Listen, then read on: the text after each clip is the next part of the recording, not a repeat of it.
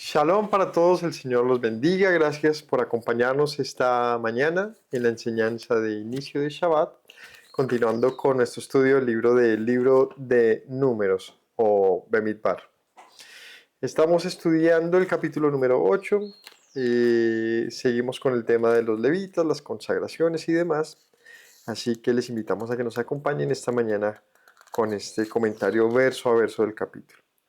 Señor Todopoderoso, te agradezco que nos da la oportunidad de buscarte, Señor, de conocerte. Y te rogamos que nos hables a nuestro corazón, Señor, que tu palabra alumbre, Señor, como una menorá encendida, Señor. Tengamos la luz, la certeza de tu palabra, de tus preceptos, iluminando nuestro corazón, nuestra vida. Gracias te damos porque solo tú eres bueno, en el nombre de Yeshua. Amén. Bueno, vamos con el capítulo 8 del libro de Números, que dice así.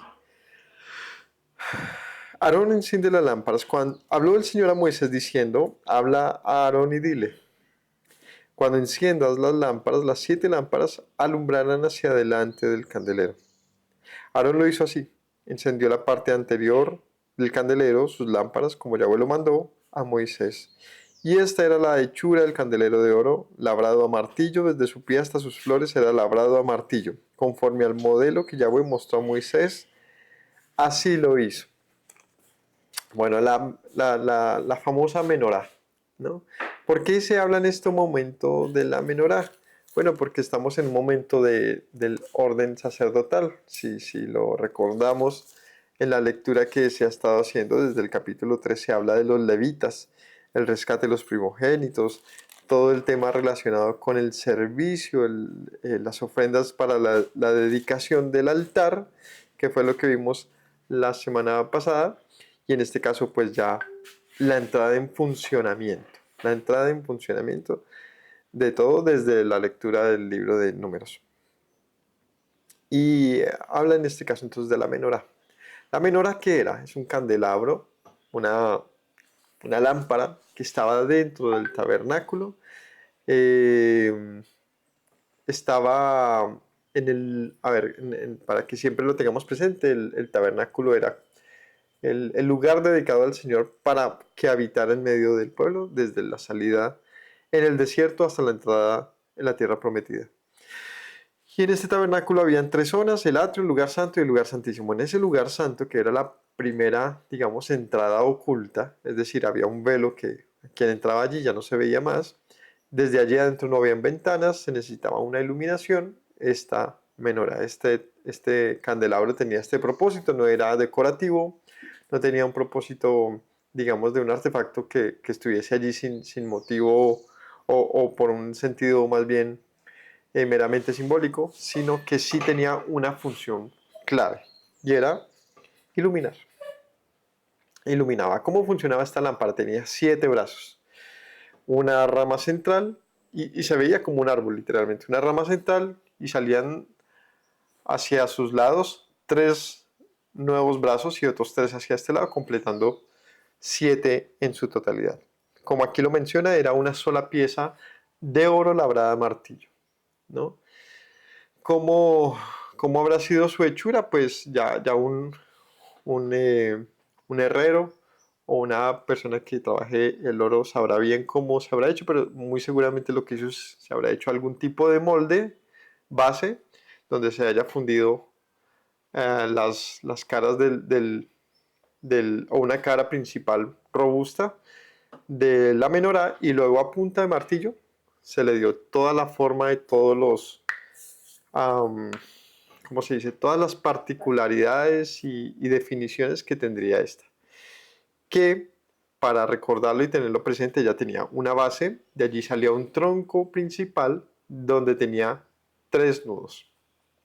De cada nudo salía 2 brazos hacia la derecha e izquierda, de tal manera que se veía, digamos que era una lámpara completamente, digamos que en una sola dimensión se desplegaban los brazos y cada brazo tenía en sus partes superiores tenía una manzana o un fruto, una forma de fruto, luego unos pábilos o como unas tacitas donde se vertía el aceite y luego tenía pues el pábilo como tal. Bueno, no, ese no tenía pábilo, porque se llamaban, porque ese era simplemente se vertía en aceite, ¿no? El caso es que eh, tenía una forma de planta y todos los nombres que se le dan acá es como una planta, es decir, un tronco, unas ramas, unas flores, unos frutos, y representa literalmente eso, un árbol en medio del lugar santo, en oro, moldeado a martillo, es decir, a punta de un cincel, un buril, y se hacían todos los detalles. Quién sabe cómo fue, habrá sido su aspecto, pero sin duda debió ser muy, muy especial, muy hermoso. Otra cosa es que muy probablemente su altura era la altura de una persona, era bastante grande, y la tradición cuenta que se encendía desde la mitad, se encendía la, am, digamos, ¿cómo se dice? La rama central, y a partir de eso empezaba uno, 2, 3, 4, 5 y 6. Iba desde la mitad, se iba extendiendo el encendido. Así he oído que probablemente se encendía, y hoy en día las menorás que tienen los judíos en sus casas, o las januquías, que son unos candelabros no de 7 brazos sino de 9, que también relaciona a la menorá pero por otra historia, también se encienden de esa misma manera por tradición. Bueno, dicho esto, se encendía, y aquí dice que el propósito era que alumbrara hacia adelante, pero se encendía desde atrás.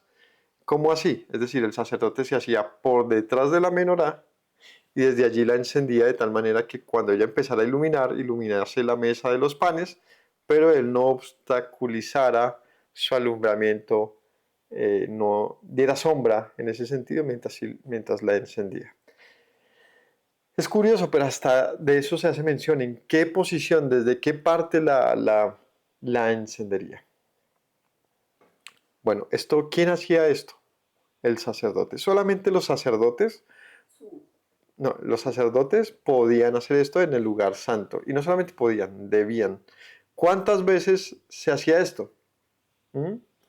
Todos los días. Todos los días se encendía y todos los días se llenaba de aceite la lámpara, ¿no? El propósito principal es que alumbrase toda la noche, porque aunque había un velo principal dentro del tabernáculo, no era hermético. Es decir, no es que no se filtrase ni un poco de luz, no. Se alcanzaba a entrar algo de luz, pero en la noche sin duda era un lugar plenamente oscuro.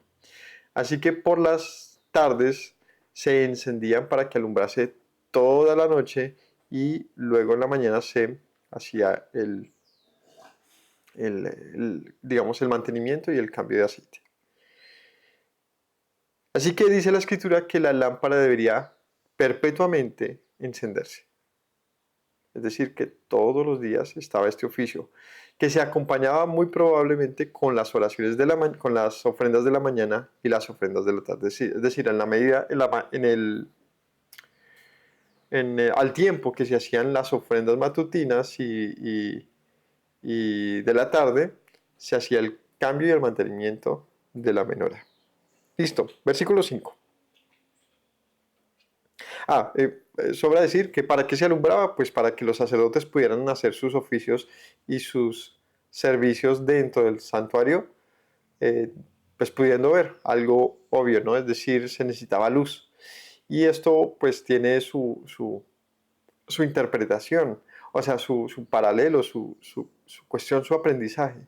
La menorá habla de una luz en el servicio. El servicio no se podía hacer en tinieblas, ni al parecer del sacerdote, tenía que tener claridad. Y esto representa naturalmente la, la iluminación, el conocimiento de Yahweh en medio del servicio.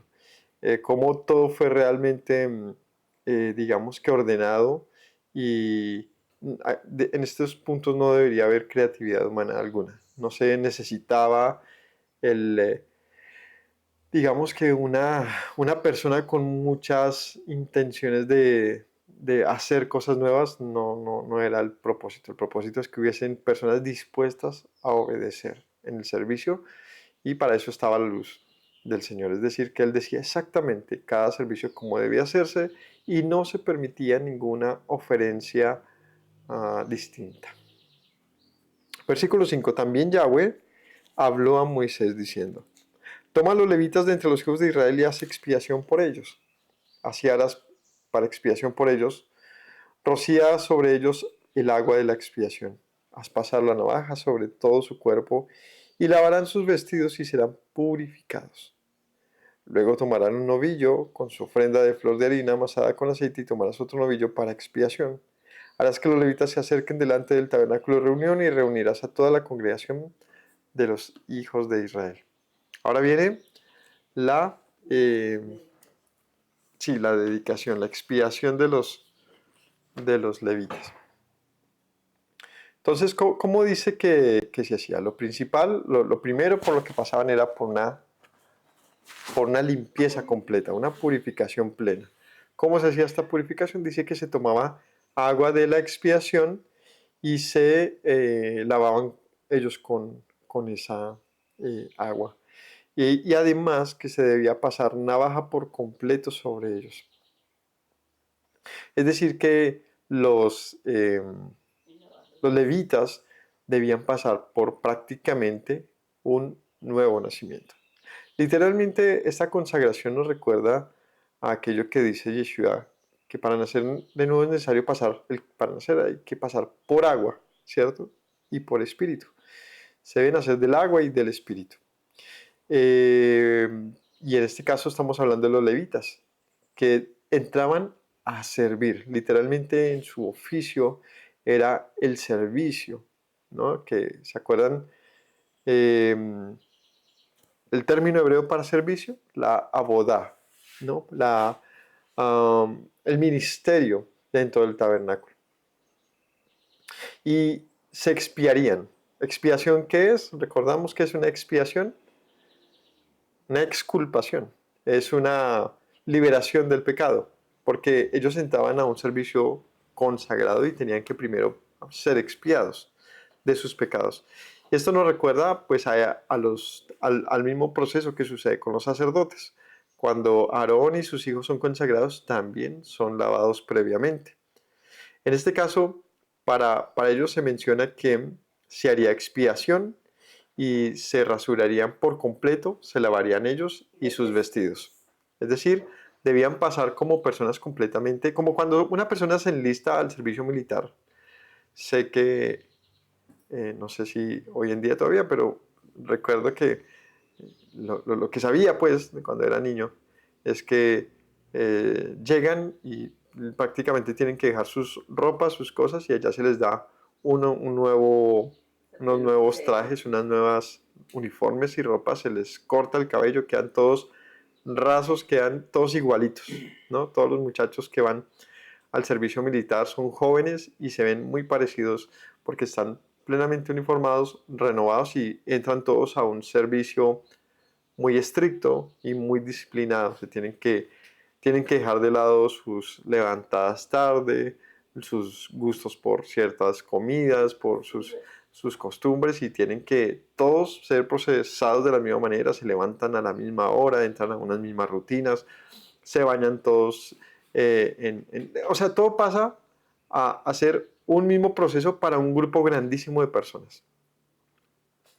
Y es porque van a prestar un servicio, aquí se le llama servicio militar. Bueno, si vale el comparativo, pues ellos también entran a un servicio y previamente para entrar a ese servicio debían literalmente mudar de su antigua manera de vivir. Porque literalmente una persona que era, digamos, no sé, un campesino o un labrador o un ganadero o un pastor, un carpintero, pues dejaría ese oficio como lo conocía para ahora servir en el tabernáculo y en el servicio delante de Aarón y sus hijos, en las tareas que ellos les solicitaran, ¿no? Y para ello tenían que estar preparados para toda buena obra. Y es un servicio literalmente de ese estilo. Entonces primero se les cortaba el cabello, se rasuraban, se veían completamente nuevos, diferentes a las personas que habían entrado. Y se hacía expiación, ¿no? Se tomaba un novillo y ellos presentaban un novillo con ofrenda de harina y otro novillo se presentaba para expiación. Harás, dice aquí en el 9, que los levitas se acerquen delante del tabernáculo de reunión y reunirás a toda la congregación de los hijos de Israel. Y cuando hayas acercado a los levitas delante de Yahweh, pondrán los hijos de Israel sus manos sobre los levitas. Aquí viene algo muy interesante. Al igual que con Aarón y sus hijos, el pueblo de Israel estaba reunido, presenciando y también participando. ¿Cómo participaba la nación en este tipo de eventos?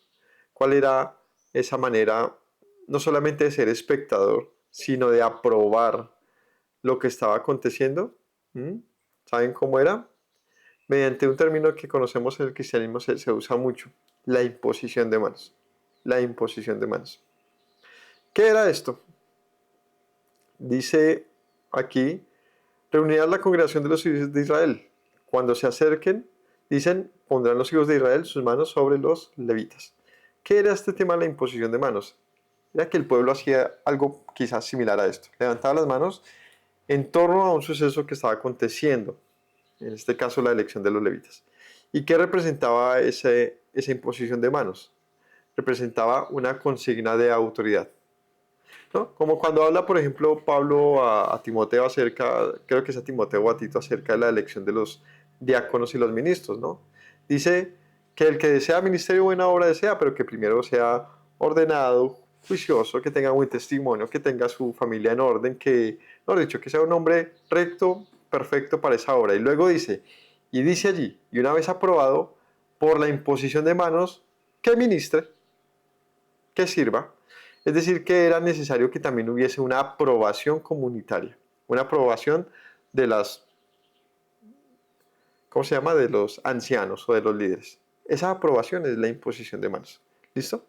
En este caso, la aprobación que debía haber era de Israel. Y no tanto como un asunto democrático, sino como que tampoco se hacía esto en oculto. La nación por completo debía coparticipar y decir, si nosotros levantamos las manos, y estos levitas fueron aprobadas por toda la nación, porque era una representación, ahorita lo leeremos, estos levitas representaban toda la nación de Israel, así que Israel debía participar en este evento. ¿Cómo lo hacía? Imponiendo las manos sobre los levitas. Ofrecerán los levitas delante de Yahweh en ofrenda de los hijos de Israel y servirán en el misterio de Yahweh. Y aquí viene algo, pero muy interesante. ¿Qué es?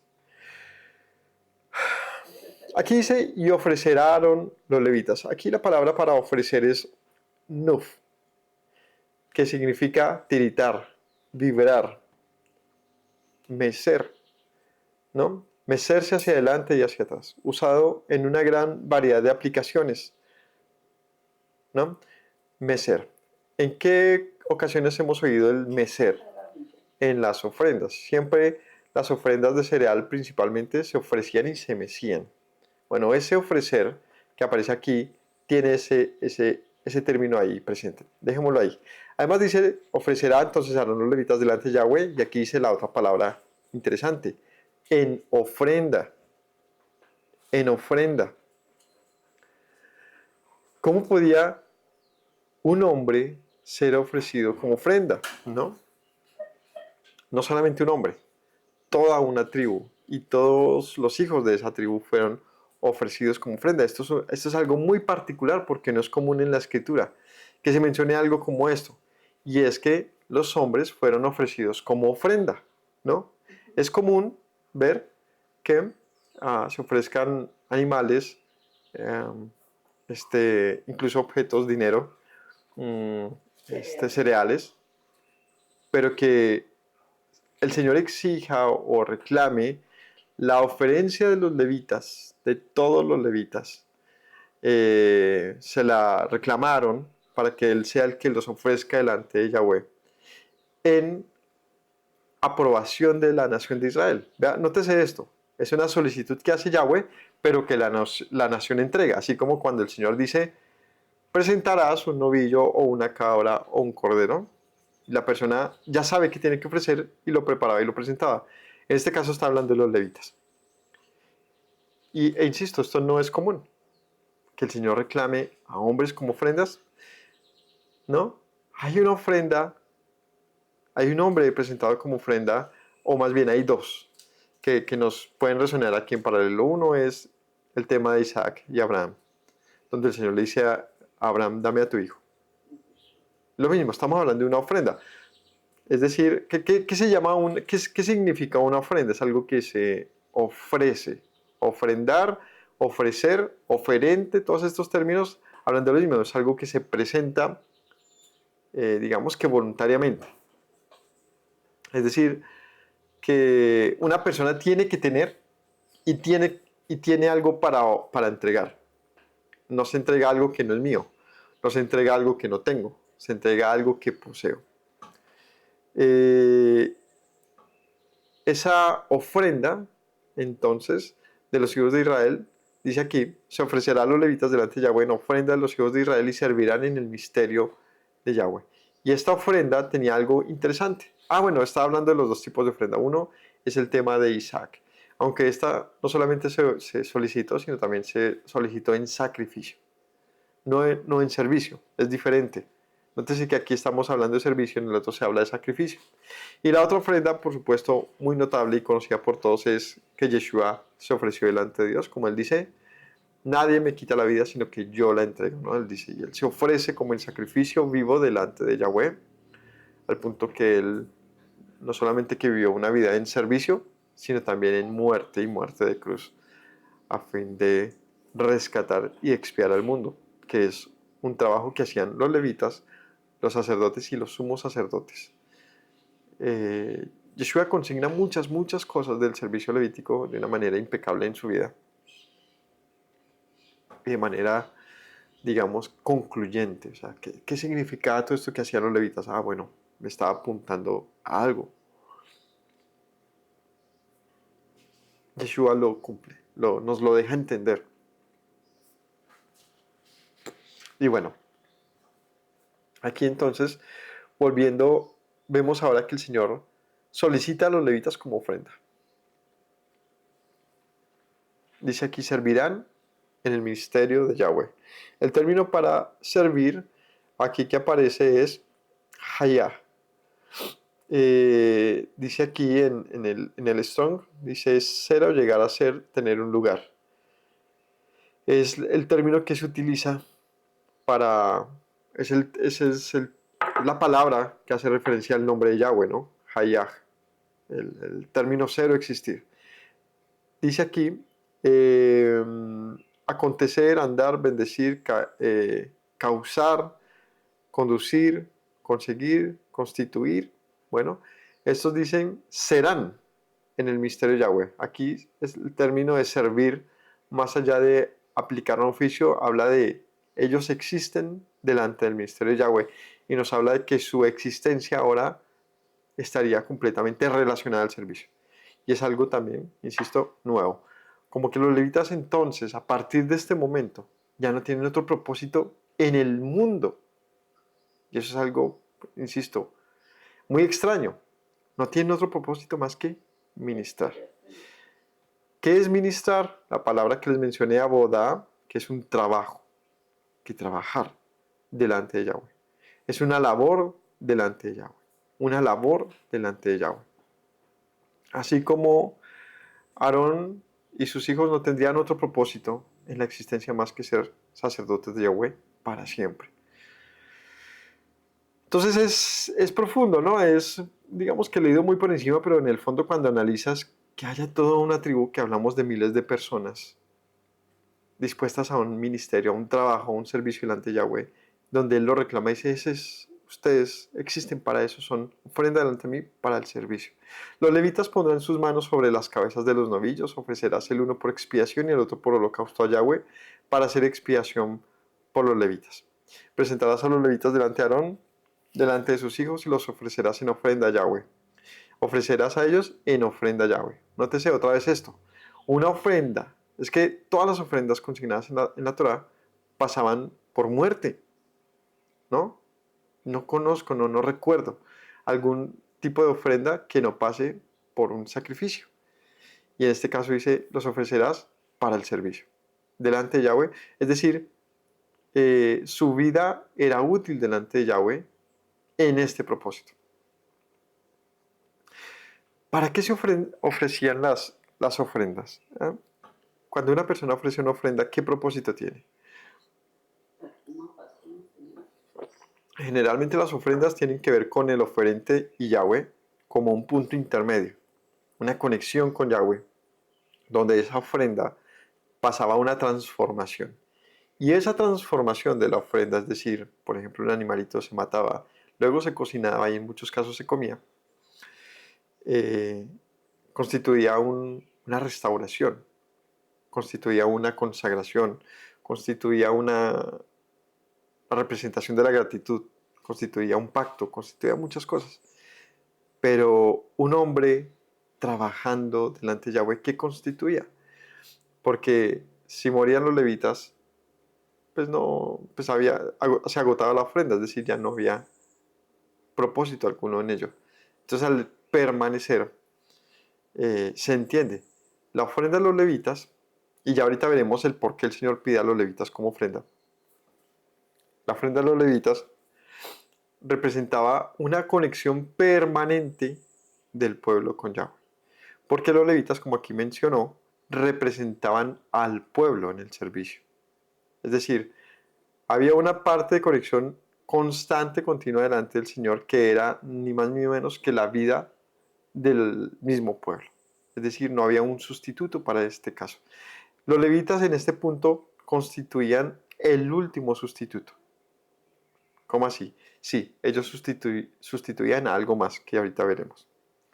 Después de eso vendrán los levitas a ministrar en el tabernáculo de reunión, serán purificados, los ofrecerás en ofrenda, porque enteramente me son dedicados a mí los levitas de entre los hijos de Israel.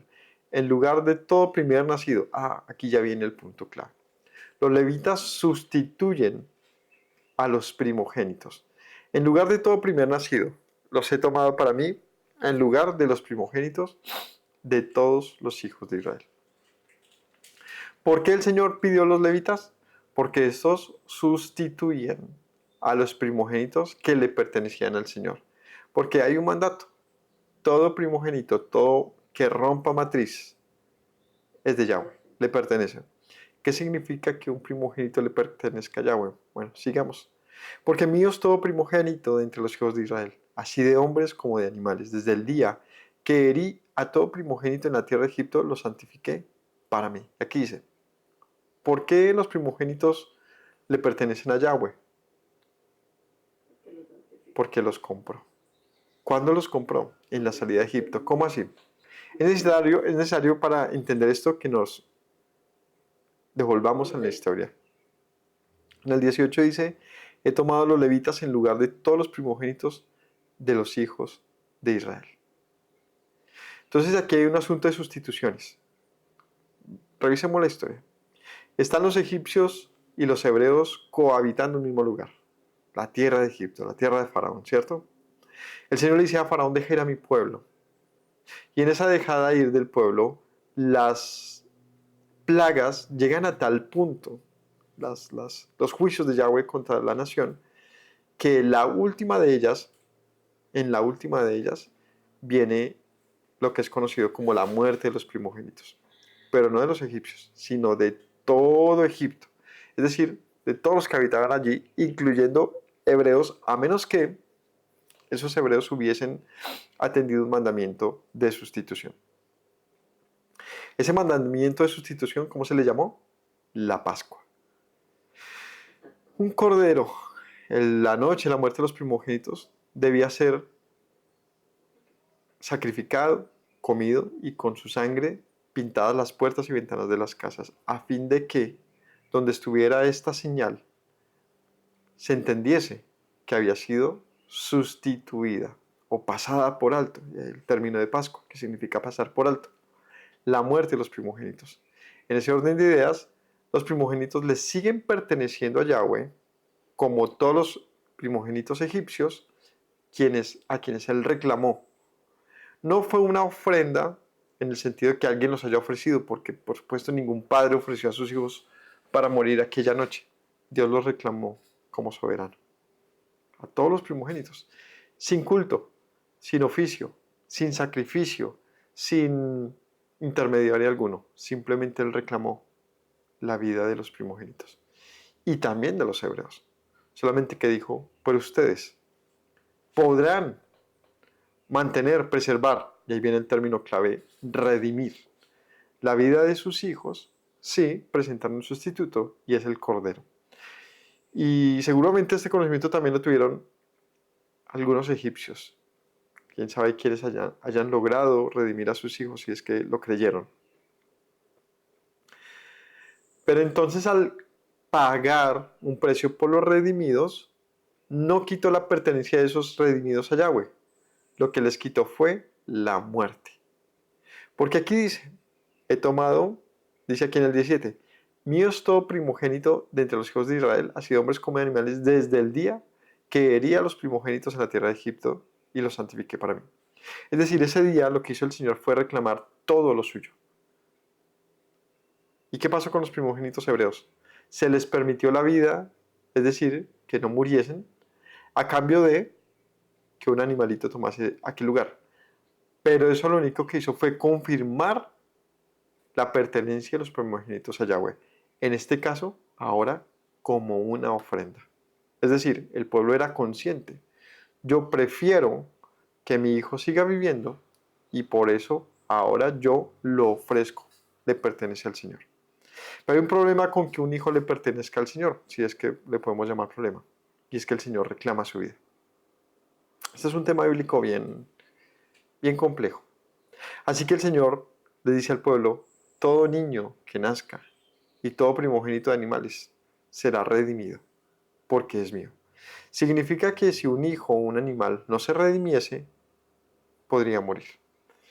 Por eso, todo cordero, asno o niño tenía que ser redimido. El cordero moría, indefectiblemente, no podía redimirse un cordero. Él ya era el último sustituto. O sea, él sustituía, creo que en ese orden de días, a sus propios padres, a su propia, a la vacada, pues, o al ganado. Pero un asno podía ser redimido por un cordero. Y un hombre podía ser redimido también por, por una ofrenda, por un cordero, bueno, la ofrenda que se presentaba puntualmente. Cuando Yeshua nace, sus padres van y presentan la ofrenda de expiación de su nacimiento. La ofrenda de nacimiento de Yeshua y también la ofrenda del tiempo de, ¿cómo se llama? De María, de su, de la dieta del tiempo. Ella, una mujer después de tener un hijo, tenía que presentar su ofrenda. El caso es que, de no hacerse, el Señor dice, los primogénitos son míos. Son míos. ¿Qué significa son míos? Bueno, yo los reclamo. No tienen, llamémosle así, esa misma libertad que el resto de la nación. Yo los reclamo para mí. Y son míos. Me pertenecen desde el día de la salida de Egipto, donde sus padres pagaron por ustedes un precio de vida. Así que son míos. Es muy interesante. Estos hijos, que ojo, no solamente eran niños, eran adultos también primogénitos. Estos primogénitos de la nación de Israel los reclama el Señor. Pero entonces dice, ustedes también van a ser sustituidos. ¿Cómo? Con los levitas. Los levitas entran a ser el reemplazo de que todo hijo que naciera fuese entrado en un servicio. Solamente los levitas ahora toman ese lugar de los primogénitos de Israel. Y es algo bien extraño. Entonces tenemos como que los levitas reemplazan los primogénitos en el servicio a Yahweh. ¿Cierto? Los reemplazan literalmente. He tomado 18 a los levitas en lugar de los primogénitos de Israel. Pero no solamente los reemplazan, sino el Señor dice, Israel ofrezcan a los levitas. Aarón ofrece a los levitas. Es decir, no solamente los reclama, sino también, a ver, no lo hace como en el tema de Egipto, donde simplemente pasó y se llevó todo. En este caso les dice al pueblo, entréguenlos, ofrézcanlos. Y no van a morir, sino que vivirán para el servicio. Entonces, los levitas se convierten en ese último, en esa última, en ese último sustituto de los primogénitos. Y es una historia bien difícil, ¿no? O sea, el Señor reclama, reclama. Ese es el punto, reclama algo que le pertenece. Y sí, la tierra es suya, todo le pertenece. En el caso de, de Israel en Egipto dice, bueno, he venido a reclamar lo que es, lo que me pertenece. Y cualquiera que se resista morirá. Eso es lo que pasó en Egipto. Pero pensemos en otro asunto incluso más. Si Faraón no se hubiese resistido, quizás tampoco nunca hubiese habido la exigencia de los primogénitos, porque este fue el último recurso. Donde una persona se resiste tanto a decir, no, yo hago lo que quiera, Dios le dice, no, finalmente yo te digo que yo hago lo que yo quiera porque yo soy Dios, no tú. Y pum, se lleva a los primogénitos. Eh, en Egipto, pero si Faraón hubiese sido humilde, también la vida de sus hijos habría sido mantenida. Y los hebreos incluso en eso también son confrontados, porque ellos también tenían que pasar por la misma situación de o le entregas lo que Dios te pide, o si no, no hay otro camino, más que una exigencia de este estilo, ¿no? Donde el Señor literalmente reclama la vida. Y entonces el pueblo pasa y obedece y hace el Pesaj. Y luego en el desierto el Señor dice, aquí vamos a hacerlo en orden. Si yo he pedido la vida de los primogénitos. O sea, la nación está en deuda con Yahweh. Eso es lo que hay que saber. ¿Por qué, ¿Por qué el Señor reclama? Pues porque hay una deuda. ¿Qué le dijo el Señor a Faraón? Deja ir a mi pueblo. Mi pueblo. ¿No lo dejas ir? ¿No lo dejas ir? Yo te voy a quitar algo equivalente a tus hijos. ¿Vemos? ¿Entendemos el por qué lo hizo así? Todo me pertenece, diría el Señor. Faraón, deja de resistirte o perderás tú. Son mis hijos, déjalos ir. ¿No los dejas ir? Entonces el Señor quitó sus hijos. Y antes de que alguien se aviente a señalar al Dios Todopoderoso de esto, no nos desgastemos pensando en eso. ¿Sabe por qué? Porque Él es Dios. Como siempre les digo, y siempre me hace tener mucha claridad el siguiente pensamiento. ¿Cuál es la diferencia de morir hoy, mañana o en 100 años? Finalmente el que reclama la vida es el mismo. Si es injusto morir antes de nacer o a los 10 años, sería igual de injusto morir a los 100 o a los 200 años. La pregunta seguiría siendo la misma y es ¿por qué muero? ¿Por qué Dios reclama mi vida? Así que como no tienes respuesta para, y no solamente respuesta, sino tu juicio se cambia y se modifica en la medida que hay más años, uno pensaría es más justo que una persona viva más tiempo y si vive menos tiempo es muy injusto, pues la verdad es que la métrica que estás utilizando es el tiempo solamente y es, como diría el viejo Einstein, es relativo, es meramente relativo, no tiene mayor sustento. La pregunta más bien fuera y es ¿por qué no morir a los 500 o a los 1000 años? Y incluso ir un poquito más allá, ¿por qué no ser eternos? Pero nadie reclama eso. Con que una persona viva más de 30 años, quizás uno dice, bueno, murió joven, pero no se siente tan duro como murió de 5 añitos. De un añito no alcanzó a nacer, eso es una tragedia. Duele muchísimo. Eh, pero cuando se nos muere un abuelo, nadie está, Señor, ¿por qué te lo llevaste? Uno dice muchas veces, descansó, ya era hora. Se oyen frases como esas, ¿no? Señor, te acordaste de él. Pero nadie ve que un niño muera y dice, Señor, te acordaste de él, gracias porque descansó. No existe eso. ¿Me hago entender? Es decir, que realmente también juzgamos a Dios sobre lo que Él hace en base a nuestros criterios de lo que debería ser justo e injusto. Pero no desde una, llamémoslo así, una ley más transversal, más objetiva, más crítica de la realidad. Y es que Dios toma como Él quiere, lo que le pertenece a Él, pues Él es Dios. Él es Dios. Él es Dios.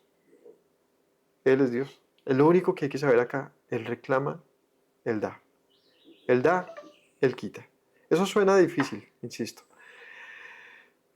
Pero una vez, y tendría mucho para decir, pero me salgo de la prédica. Lo único que les digo a quien piense que fue injusto la muerte de los primogénitos es que no te, mm, no te aflijas mucho por pensar qué hace Dios con lo que Él mismo crea. Lo único que sé decirte es que Él hace lo que es correcto, lo que es adecuado. Alguien diría, o sea, que es correcto matar a miles de niños. Él no los mató, Él los tomó. Los únicos que podemos, digamos, decirlo así, matarnos somos nosotros entre hombres. Él lo único que hace es ser Dios, soberano. Así como, insisto, en un desastre natural pueden morir cientos, miles de personas y puedes enfadarte con Dios, pues es un asunto de que las cosas pasan como tienen que pasar y Dios hace todo esto posible y no puede ser encerrado en un juicio. No puede, es completamente tonto, ¿no? Es tonto, no tiene sentido. Veamos una última referencia. Es como cuando tienes un hormiguero cerca de tus plantas o de tu casa y empiezan a rodar estas hormiguitas por todo lado y te pican y son intensas y tú dices, no, pues llegó la hora de fumigar. Y alguien dice, no, y los pobres huevecitos que no han hecho nada. Pues, ¿quién me va a juzgar por hacer algo que yo sé que tengo que hacer? Y entonces, las fumigas. ¿Tiene algún sentido que existiese el reclamo de una hormiga hacia un hombre porque las fumigó en lo que él veía que era necesario? Por poner un ejemplo ahí que si me lo permiten. Alguien dirá, no, pues no las mates, llévate la colmena a otro lado, no sé, el hormiguero. Excávala y lleva el bloque completo a otro lado. O sea, pensemos realmente en esto, o como cuando crece mucho el pasto y ya tú dices, bueno, tocó pasar la guadaña. Pero hay los brotes jóvenes que no han crecido lo suficiente porque los raerás también con los altos. Y dice, pues tengo que tomar una decisión porque me está dañando otros cultivos. Un ejemplo. Entonces, ¿tiene sentido para alguien que se enjuicie al que guadaña aquello que sabe que necesita ser guadañado porque él conoce lo que es mejor? No tiene sentido. ¿Quién podría entrar en juicio por guadañar, por cortar, por podar unas plantas que se han salido de control? ¿No? Entonces resulta como, no tiene mucho sentido. Y entonces alguien dice, no, ¿y los derechos del pasto dónde están? En este caso no tiene sentido. Somos muy diferentes el hombre y el pasto. Y en este caso, ese hombre, al recortar ese prado, está esperando que también está haciendo mantenimiento, no está ni siquiera desarraigándolo de raíz. Está recortándolo a fin de que crezca incluso mejor. No sé. Lo mismo hace Dios con su soberanía. A veces hay que callarnos un poquito y dejarlo ser Dios, a sabiendas de que todo lo que Él hace es bueno, aunque no lo entendamos, aunque no parezca, aunque no lo parezca, aunque no lo parezca, lo es. Y esa comprensión o esa intención de comprensión de lo que es Dios es quizás una de las cosas más sabias que podamos hacer en nuestra existencia. Y es aceptar que hay cosas que no entendemos, que se nos salen del conocimiento, que se nos salen de la razón, pero que si nos esforzamos y realmente tenemos la intención, llegaremos a entenderlas. Quizás no en su plenitud, pero sí acercarnos a su comprensión. Lo que sí es un error fatal es enjuiciar a Dios por lo que no entendemos. Es completamente torpe, no tiene mayor propósito, sentido y caemos de ignorancia, una que nos es común a todos y que se entiende los reclamos. Pero en el fondo simplemente es que no estamos haciendo un juicio adecuado, no estamos entendiendo lo que pasa. Lo que les digo es que es tan diferente el hombre a la planta como lo es Dios del hombre. Somos dos seres completamente distantes en muchos aspectos, lo que hace, no, que no nos permite, digamos, que meter Dios en el mismo juicio de un hombre. Él no es hombre. Él no es hombre. Él no es hombre. No podemos tratarlo como como a un delincuente o como un hombre cualquiera. No. Cuando reconocemos la soberanía del soberano del universo, nos damos cuenta que en efecto Él hace lo que debe hacer en su plena potestad porque sabe lo que es bueno, aunque para nosotros no lo parezca. He tomado a los levitas en lugar de los primogénitos, 19, y lo he dado en don, en regalo. Lo he dado en don, los levitas, a Aarón y a sus hijos de entre los hijos de Israel, para que ejerzan el ministerio de los hijos de Israel en el tabernáculo de reunión y reconcilien a los hijos de Israel para que no haya plaga en los hijos de Israel al acercarse sus hijos, al acercarse de los hijos de Israel al santuario. Entonces dice, estos que son míos, los levitas, se los doy a Aarón y a sus hijos para que les ayuden en todo el servicio del ministerio. Es decir, Aarón y sus hijos, ¿cómo servirán esta gran tarea? El Señor dice, yo les doy, yo les traigo los que servirán con ustedes, los levitas, pues tienen mandato, me pertenecen y ellos servirán con, digamos, con mandato, obligadamente. Tienen el deber de servir delante de ustedes, pues yo los he puesto allí. Así que el Señor ordena a la nación de Israel de tal manera que existan sacerdotes, sumo sacerdote y un gran número de personas dispuestas al servicio por su mandato. Y esto en favor de toda la nación. Aquí también es importante ver esto. Esto no es porque Dios necesite a alguien que le esté sirviendo y haciendo sacrificios. Lo que pasa es que todo este trabajo era útil para expiar los pecados de la nación. Era útil para reconciliar a la nación con Dios y tenerla siempre alineada.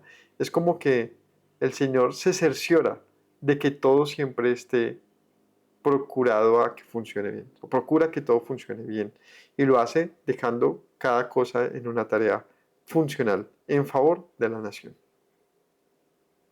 Moisés y Aarón y toda la congregación de los hijos de Israel hicieron con los levitas conforme a todas las cosas que mandó Yahweh a Moisés acerca de los levitas. Así hicieron con ellos los hijos de Israel.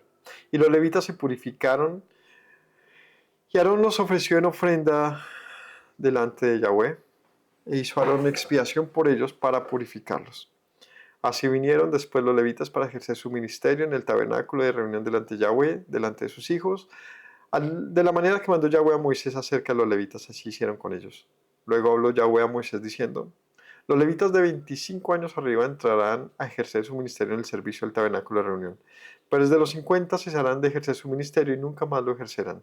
Servirán con sus hermanos en el tabernáculo de reunión para hacer guardia, pero no servirán en el ministerio. Así harás con los levitas en cuanto a su ministerio. Finalmente el pueblo obedece. Todo lo que se les instruyó fue ejecutado de una manera, digamos que fiel.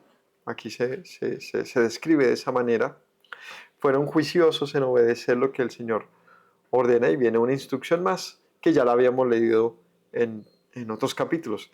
Y es que estos levitas entrarían al servicio de 25 hasta los 50 años. Es decir, tenían 25 años de servicio pleno, de abodá, de ministerio.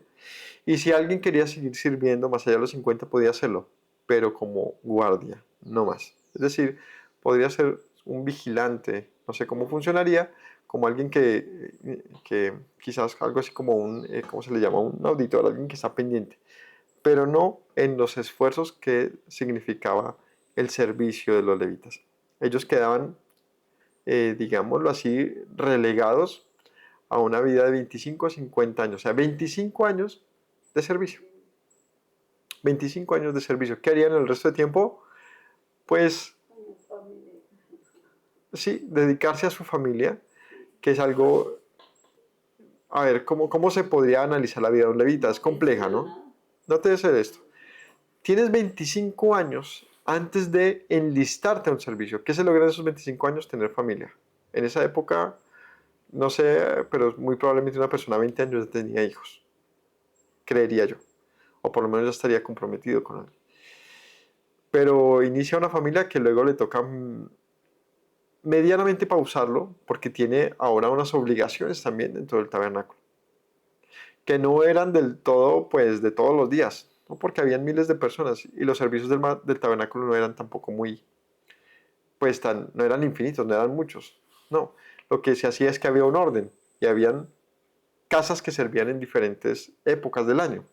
Significa que este hombre, dentro de esos 25 años, muy probablemente sí podía mantener un hogar, pero habían épocas que seguramente le tocaba, me voy al servicio, ¿cierto? Unas semanas y luego regresaba.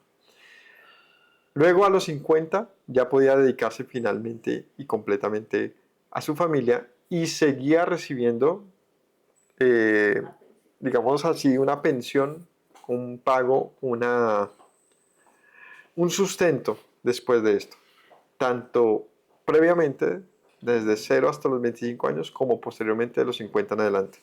Porque todo lo que se hacía con las ofrendas y todo lo que se recibía de la nación sustentaba a los levitas. Así que finalizamos con esto. Sí, tenían un gran deber los levitas, pero también tenían privilegios y derechos en medio del pueblo, porque la nación sustentaba a los levitas. No es que salían y ahora qué voy a hacer y ahora no hice nada en toda mi vida y ahora me toca buscar el sustento y trabajar. No, el levita ahora podría seguir recibiendo de lo que toda su vida había recibido y es el derecho como levita, el derecho del levita. Entonces los levitas tienen derechos, unos deberes particulares. Pero entonces finalmente las ofrendas y gran parte de lo dedicado delante del Señor, de lo que se ofrecía, de lo que se traía, le pertenecía a los levitas, pues ellos le pertenecían al Señor también. Justamente tenían este asunto tienen una relación particular con Dios. El Señor les evita el trabajo exterior, o sea, no se los demanda, sino al contrario les dice, sírvanme a mí y no se preocupen por el mañana porque yo me ocupo de ustedes. Así que cuando vemos ese pasaje de Malaquías donde habla de, ustedes me han robado porque mis alfolíes están vacíos. Ese texto está hablando justamente de los levitas. No tenían sustento, tenían hambre. ¿Por qué? Porque la nación se había olvidado de ellos. ¿Cómo lo hacía? Pues dejando de llevar sus ofrendas. Así que esta reclamación era no solamente como por el menosprecio de los mandamientos del Señor, sino también por el menosprecio del sacerdocio y de los levitas, donde ellos seguían trabajando por la nación, pero la nación se había olvidado de ellos. Y también donde en ese olvido a los levitas habían abandonado entonces sus servicios, pues no tenían comida. Así que los levitas empezaron a dejar sus oficios, los sacerdotes también, y empezaron pues a trabajar, a buscarse el dinero porque la nación se había olvidado de ellos. En una época en la que la nación estaba pues en un desorden terrible y como siempre, uno siempre como que intenta desligarse de los deberes, de responsabilidades. Y esto es algo que el Señor le exigía y les dice al pueblo, ustedes me han robado a mí, o no saben que los levitas son míos. Porque aquí lo acabamos de entender. ¿Por qué se le ha robado al Señor con las ofrendas? Porque le pertenecía todo este sistema a Él. Y era la manera de tenernos conectados digamos, en paz delante del Señor. Pero cuando este sistema se daña, es como cualquier maquinaria. Una pieza se daña y ya empieza a trabajar mal, al punto que se puede terminar dañando plenamente. Así que Dios reclama antes de destruirlo todo. Les dice, ustedes me han robado. Sean malditos con maldición a menos de que cambien lo que están haciendo mal. La nación toda me ha robado, dice Malaquías en ese pasaje, y hace referencia puntualmente para que lo entendamos con mayor claridad a que los levitas y sacerdotes estaban pasando hambre por una nación, digamos que mezquina y odiosa con ellos. Así que hasta este pasaje queda ya claro cómo los levitas entraron al ejercicio y por qué lo hicieron. Y es que fue una demanda del Señor, los demandó, los escogió. ¿Y desde cuándo? Desde el tema del becerro de oro, cuando los levitas estuvieron dispuestos a servir al Señor por encima de sus hermanos o a elegirlo a Él. Entonces el Señor dice, ok, ustedes serán dedicados a mí en reemplazo del pueblo. Y cerraría diciendo, esto no significa que ya los primogénitos no le pertenezcan al Señor, sino una vez más confirma que le pertenecen. Los primogénitos siguen perteneciendo al Señor, solamente que tienen un sustituto. ¿De qué? De su servicio o de su vida. Pero sigue toda la nación perteneciéndole al Señor. Y por último, ¿por qué primogénitos? Porque un primogénito nos recuerda una casa. Es decir, todo primogénito recuerda que hubo, o hace saber que hubo un padre y una madre. Todo primogénito es el reflejo de un hogar. Por lo tanto, el hecho que Dios escoja un primogénito representa que ha escogido a una familia. Así que sin más, mi familia, gracias por habernos acompañado en esta enseñanza, capítulo 8 del libro de Números. Que el Señor nos dé sabiduría en todo para entender, para asimilar estos pasajes y para entenderlos en el fondo de nuestro corazón. Gracias a todos. Shalom. Me presento nuevamente, mi Rey, mi buen Señor. Mis pasos se han desviado, necesitan dirección. En tu amor me he refugiado, Yeshua, pues así al Padre puedo hoy decir. Me presento nuevamente, mi Rey, mi buen Señor. Mis pasos se han desviado, necesitan dirección. En tu amor me he refugiado, Yeshua, pues así al Padre puedo hoy decir. Abba, Padre, Baruch atah, Señor Dios nuestro Rey de eternidad. Abba, Padre, Baruch atah, Adonai Eloheinu melech haolam.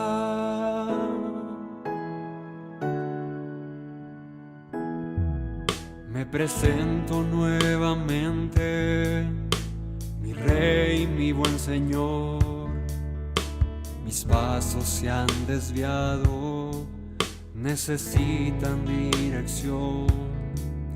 En tu amor me he refugiado, Yeshua, pues así al Padre puedo hoy decir. Me presento nuevamente, mi Rey, mi buen Señor. Mis pasos se han desviado, necesitan dirección. En tu amor me he refugiado, Yeshua, pues así al Padre puedo hoy decir. Abba, Padre, Baruch atah,